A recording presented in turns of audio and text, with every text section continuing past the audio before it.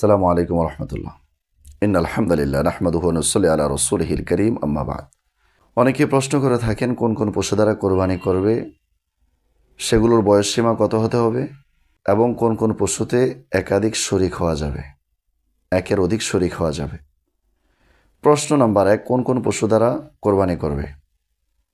সেই পশুদের প্রকারের ভিতর প্রথম নাম্বার প্রকার হলো উট দ্বারা কোরবানি করা যাবে।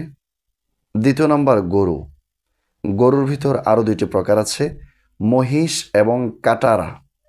কাটারা যেটা মহিষের নিকটবর্তী হয়, তাহলে গরুর ভিতর গরু, মহিষ এবং কাটারা।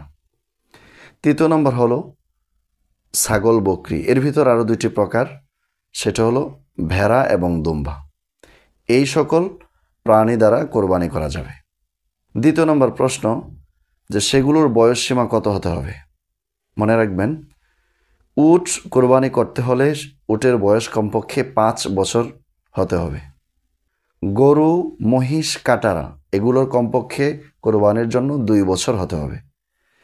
ছাগল, ভেড়া, দুম্বা এগুলোর ভিতর কমপক্ষে 1 বছর হতে হবে। তবে যে দুম্বা এবং ভেড়া যদি 6 মাস বা এর চাইতে একটু বেশি হয়, সেগুলো যদি 1 বছরের ছাগলের মতো দেখা যায়, তাহলে সে দুইটা প্রাণী দ্বারা কোরবানি করা যেতে পারে।